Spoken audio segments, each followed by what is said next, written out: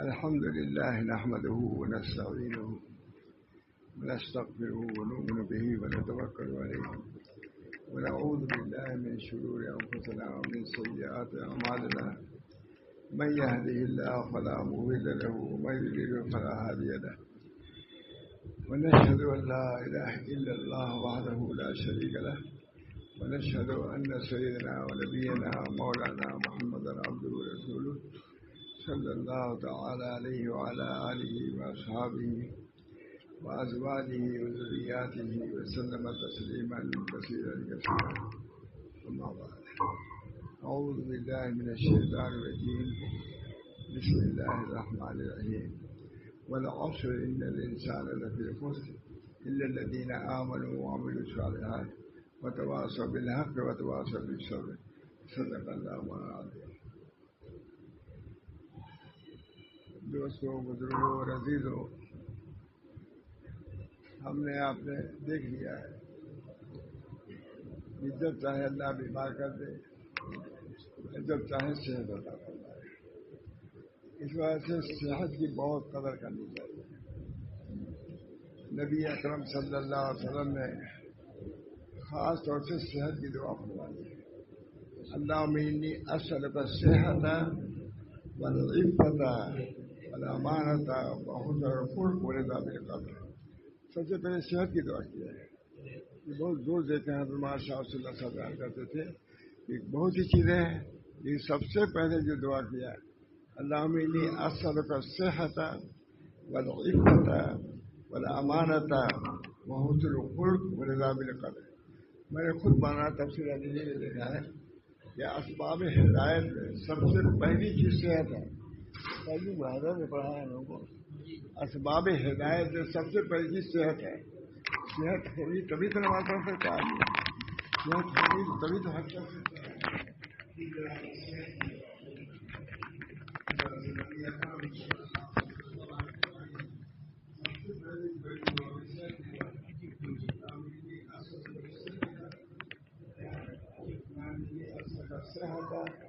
والعفۃ والامانۃ وحسن الخلق ورضا بالقدر. کہتے ہیں جامع دعا ہے مولانا. میں نے تو بہت پہلے یاد کیا ہے، یاد ہو بھی گئی اتنا پڑھتا. اللہم انی اسألک الصحۃ آپ لوگوں کو بھی یاد کرنا چاہیے. حضور صلی اللہ علیہ وسلم کی دعا، اس سے بڑھ کے کس کی دعا ہو سکتی ہے؟ اللہم انی اسألک الصحۃ والعفۃ والامانۃ وحسن الخلق ورضا بالقدر. مولوی لوگ چاہیے کہ اس کے ساتھ تشریح بھی کر دیا کریں اپنے بات میں. اللہ تعالیٰ ہم سب لوگوں کو صحت ظاہری بھی عطا فرمائے اور صحت باطنی بھی عطا فرمائے. یہ صحت ظاہر بات ہے فارغ ہے، لقمہ ہے، بخار ہے، یہ سب ظاہر ہے. اسی طرح ایک باطنی صحت ہے جس کے لیے انبیاء علیہ الصلوۃ والسلام تشریف لائے. وہ صحت کیا ہے؟ اللہ تعالیٰ ایمان کی دولت سے نوازے. سب سے بڑی صحت اللہ ایمان کی. اس وجہ سے ایمان کی بڑی قدر کرنی چاہیے. اللہ انی اسألک الصحۃ والعفۃ. حضور اکرم صلی اللہ علیہ وسلم دعا میں جو مقدم کیا ہے تو صحت کو مقدم کیا ہے. اس سے معلوم ہے کہ صحت کی قدر، بعض لوگ صحت کی قدر نہیں کرتے. ہمارے حضرت شاہ رسول اللہ صلی اللہ علیہ وسلم صحت کے بارے میں بہت کلام فرماتے تھے. بھائی صحت رہے گی تبھی تو عمل کرو گے. اپنے کو بیمار نہ ڈالو، توانا رہو، صحت کی قدر کرو، تبھی تم نماز بھی پڑھ سکتے ہو، تلاوت بھی کر سکتے ہو. اس بنا پر صحت ظاہری کی صحت باطنی کی ضرورت ہی ہے. صحت ظاہری کی بھی بات ہے.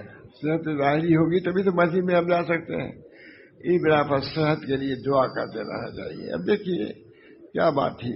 میں سمجھتا تھوڑی سے کہ مجھے یہ ہو جائے گا، ہو گیا. اللہ نے دکھلا دیا. کبھی ایسا ہی نہیں ہوا تھا، کبھی بھی ایسا نہیں ہوا تھا.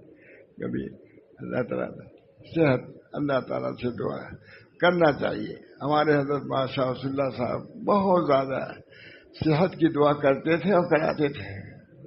بھائی دعا کرو. دعا صحت رہے گی تبھی تو میں کچھ بیان کر سکوں گا. صحت رہے گی تو تبھی تو پڑھا سکوں گا. صحت رہے گی تو کبھی کچھ کر سکتا ہے. معلوم ہوا کہ صحت بھی، چنانچہ خود شاہ عبدالعزیز صاحب مولانا نے لکھا ہے کہ اسباب ہدایت میں پہلی چیز جو ہے صحت ہے. تفسیر عدیدی میں لکھا ہے اسباب ہدایت میں سب سے پہلی چیز صحت ہے. صحت رہے گی تبھی تو نماز پڑھ سکتے ہو, صحت رہے گی تبھی تو تلاوت کر سکتے ہو. بہت سے لوگ آتے ہیں, ہم لوگ کا تو یہی کام ہی ہے, مولانا ہم قرآن پڑھنا شروع کرتے ہیں, سر میں اتنا درد ہوتا ہی نہیں پڑھ پاتے, پیٹ میں درد ہوا نہیں پڑھ پاتے, گھبراہٹ ہوئی نہیں پڑھ پاتے. صحت ہوتی تو آدمی کچھ نہ کچھ پڑھتا رہتا ہے. اس بنا پر صحت ظاہری کی بھی قدر ہونی چاہیے. ویسے اس حدیث میں اللہم انی اسألک الصحۃ والعفۃ, صحت یہ ظاہری صحت, اور عفت میں کہتا ہوں باطنی صحت ہے. ظاہری صحت بھی ہے اور باطنی دونوں کی ضرورت ہے. اللہم انی اسألک الصحۃ, یہ دعائیں یاد کرنے بہت بڑا مطلب, بہت بڑا خزانہ ہے. نبی اکرم صلی اللہ علیہ وسلم نے دعاؤں کو جو دیا ہے چھوڑ کے گئے ہیں. جیسے احکام شرعیہ آپ کی امانت ہے, یہ احکام باطنہ یہ بھی آپ کی دی ہوئی چیز نعمت ہے, اس کی ہم کو قدر کرنا چاہیے. صحت کبھی آدمی ضائع نہیں کر سکتا, کسی کو اجازت نہیں کہ اپنی صحت کو خراب کرے. اس بنا پر صحت کی دعا ہونی چاہیے. اللہ تعالیٰ میں اس بنا پر آپ لوگوں سے صحت کی دعا چاہتا ہوں. خود بھی دعا کرتا ہوں صحت کی. دیکھیے اتنی دیر ہو گئی صحت نہیں ہونے کو, ایسا اتفاق تو پہلی مرتبہ ہوا ہے, لیکن یہ کہ بارہ پریشانی تو ہو گئی مجھ کو. میں سمجھا کہ کیا ہو گیا مجھ کو, مجھے سمجھ میں نہیں آ رہا کیا ہو گیا. اللہ تعالیٰ کی شان ہے. بعد میں کھانے پینے میں ذرا سا بے وصولی ہوئی تو صحت پر اثر پڑ جاتا ہے, بھوک نہیں لگے گی, پریشانی ہوگی, ڈکار آئے گی. اس بنا پر تمام امراض میں سب سے اہم مرض یہی ہے کہ پیٹ کا درد ہو گیا, شکم ہو گیا. اس بنا پر اللہ تعالیٰ سے دعا بھی کرنا چاہیے. صحت ظاہری کے لیے بھی دعا کرنا چاہیے اور صحت باطنی کے لیے بھی دعا چاہیے. صحت ظاہری یہی ہے کہ آدمی کو بخار نہ ہو, آدمی کو پھوڑا پھوسی نہ ہو. اور باطنی صحت کیا ہے, اس کے اندر کفر نہ ہو. سب سے بڑا مرض کفر ہے, کفر اور شرک, اللہ اس کے قریب نہ لے جائے, کفر اور شرک. اس کے بعد کیا ہے, کبر ہے. کبر بھی بہت بڑا مرض ہے. کبر چاہے وہ اپنے نیک عمل پر ہو یا اپنے علم پر ہو یا اپنے مال پر ہو. ان للعلم طغیان کمال, صاحب مجموع بہار کہتے ہیں, اور حضرت ہمارے بہت سناتے تھے اس کو, اسی باتیں وہی سناتے تھے. ان للعلم طغیان کمال المال, علم للعلم طغیان کمال المال. علم کے لیے بھی طغیان ہوتا ہے, تو مال کے طغیان کو تو سب سمجھتا ہے کہ سرکشی نہیں آنی چاہیے, اور علم کے طغیان اس سے بڑھ کے ہے, اس سے تو اور بچنا چاہیے آپ کو. ان للعلم طغیان کمال المال, علم کے لیے طغیان ہے. اور ایسی ہمارے حضرت فرماتے تھے وہ قضا فی الحال, حال میں بھی طغیان ہوتا ہے. تھوڑی سی عبادت کیا, تھوڑا سا حال پیدا ہوا, سب سے بڑے بزرگ ہم ہی ہو گئے. یہ طریق کا طغیان ہے, سرکشی. جیسے مال کا طغیان ویسے ہی عزت آبرو, اسی طریقے سے صحت کا حال کا بھی طغیان. حال بہت سے حال میں آ کر کے لوگ گمراہی کی باتیں کرنے لگتے ہیں. تو بہرحال میں دوستوں بزرگوں, اللہ تعالیٰ نے دین بھیجا ہے, یہ معمولی دین نہیں ہے, یہ آخری دین ہے. اب اس کے بعد کوئی دین نہیں آئے گا. میں ظاہری اعمال کا پورا بیان کیا ہے. الیوم اکملت لکم دینکم واتممت علیکم نعمتی ورضیت لکم الاسلام دین. تو کوئی ڈنکے کی چوٹ کر رہے ہیں.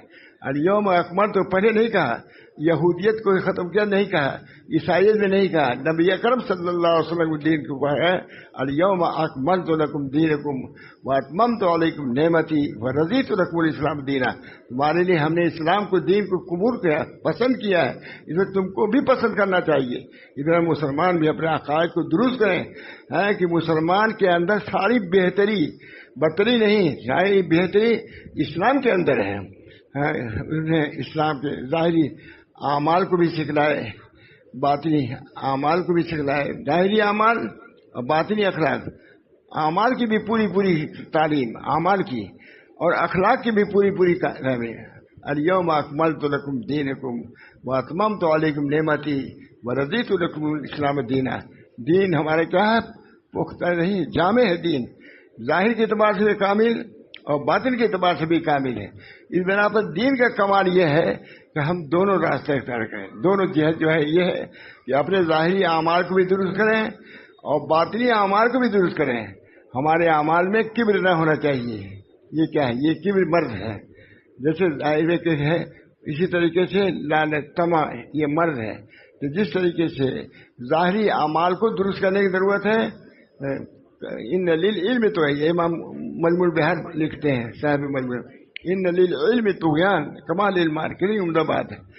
ہمارے حضرت سب انہیں سے سنا ہے. ماشاء اللہ صاحب کہتے ہیں دیکھو یہ ہے علم کے لیے طغیان ہوتا ہے کما مال میں کے اندر جیسے سرکشی اور طغیان ہوتا ہے، اسے علم کے اندر بھی برتری ایسی آتی ہے کہ کسی کچھ سمجھتا نہیں، ڈانٹ دیتا ہے، پٹکا دیتا ہے. نہیں، تم بھی اپنے اخلاق کو درست کرو. تم کو علم حاصل ہے تو تکبر کرنے کی اجازت نہیں ہے. علم کے لیے ہمارے حضرت آگے فرماتے ہیں وہ قضا فی الحال علم کے لیے طغیان ہے. اسی طریقے سے مال کے لیے طغیان مال کی ہے، علم کے لیے ہے. ایسی باطن میں اگر کوئی کیفیت پیدا ہوتی ہے تو سمجھتا ہم سے بڑھ کے کوئی بزرگ نہیں، سمجھتا ہے یہ طغیان ہے. اس وجہ سے باوجود باطنی دولت کے طغیان میں مبتلا ہے تو طغیان کی وجہ سے کہیں کوئی آدمی آگے نہیں بڑھ سکتا، کیونکہ طغیان اللہ تعالیٰ کو ناپسند، کبر منع. بہرحال اللہ تعالیٰ نے ہم سب کو دین اسلام دے کر کے نوازا ہے، دیا نہیں ہے، ہم کو نوازا ہے. اس کی ہم کو آپ کو قدر کرنی چاہیے. اس وجہ سے ہر مسلمان کی ذمہ ہے کہ اپنے ایمان کی کیا کہیں اس کے ایمان کی کرتا ہے تصدیق کرنا چاہیے اور اس کے مشق کرنا چاہیے اس کے، تاکہ ایمان ہمارا صحیح سارے. نو میں نے کمائی وہ اس لیے ہوتے بہت دفعہ حضور اکبر صلی اللہ علیہ وسلم فرمایا ہے کہ اپنے دین کی تصدیق کے اس سے لے تم مکارم اخلاق کی تکمیل، ایمان کی تکمیل، اسی طرح جتنے احکام شرعیہ ہیں ان کی تکمیل ہونی چاہیے. آج تھوڑی سی کچھ مسئلہ جان لیا سمجھے کہ ہم سب کچھ ہو گئے، نہیں بہت کچھ باقی ہے. ان للعلم دیکھیے کیا ہے ہمارے یہی کہنا چاہتا ہے رک گیا تھا. صاحب مجموع البحار نے تو یہ کہا کہ علم للمال کمال المال، اور حضرت ہمارے فرماتے تھے کہ وہ للحال طغیان، حال کے اندر بھی طغیان، باطنی دولت ہے لیکن اس کے اندر طغیان ہے. ایک تو مال کا طغیان سرکشی، ایک علم کے صورت معلوم ہے کہ علم کے اندر بھی سرکشی ہوتی ہے. علم تو وہی ہے جو آدمی کو دبائے، اسے اخلاق کو پست کرے اور لوگوں کے سامنے تواضع و انکسار، اگر یہ ہے تو علمی طغیان میں موجود ہے. اور دوسری چیز ہے قضا فی الحال. یہ حضرت یہاں اور نہیں لکھا، مجموع البحار نے بھی نہیں لکھا.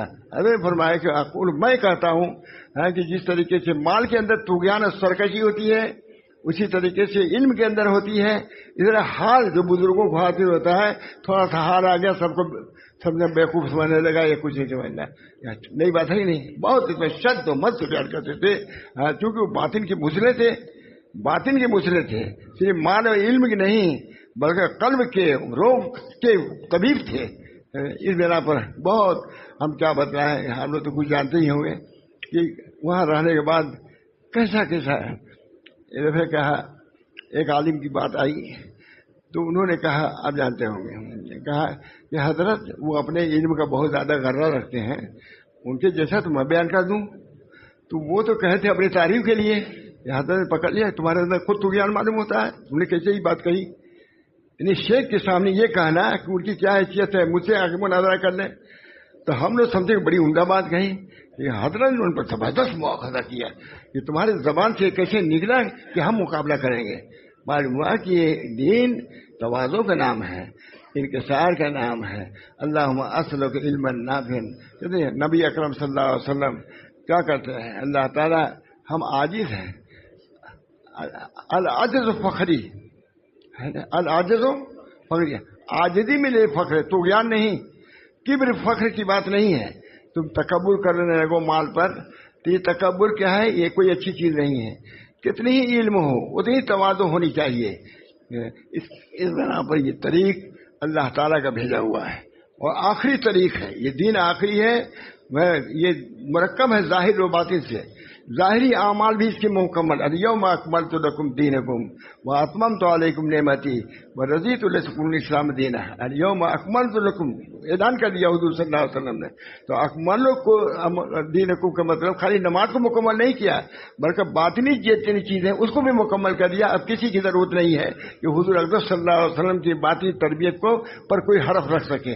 اس وجہ سے ابو بکر صدیق کی تربیت کیا، حضرت عمر کی تربیت کیا. عمر تمہارے لیے مناسب نہیں تھا، ابو بکر تم کو یہ مناسب تھا نہیں، عقید تک کہتے رہے، کبھی چھوڑا نہیں ان حضرات کو بھی. اس بنا پر اصلاح و تربیت بہت بڑی. ہما شما کا کیا ہے مولوی صاحب، کیا ہے؟ تکبر میں مبتلا ہے، حسد میں مبتلا ہے، خود بینی میں مبتلا ہے. یہ مرض، یہ بیماری کیا ہے؟ یہ روگ ہے. اس روگ سے زیادہ بڑا روگ ہے. اس بنا پر اس روگ کا نتیجہ 2 گز نیچے چلے جاؤ گے، بس قبر میں چلے جاؤ گے، یہی تو ہوگا. اور اس روگ کا نتیجہ جہنم کے نیچے طبقے میں چلے جاؤ گے. دین جو ہے اللہ تعالیٰ کا ہے. دین میں تواضع ہے، دین میں انکسار ہے.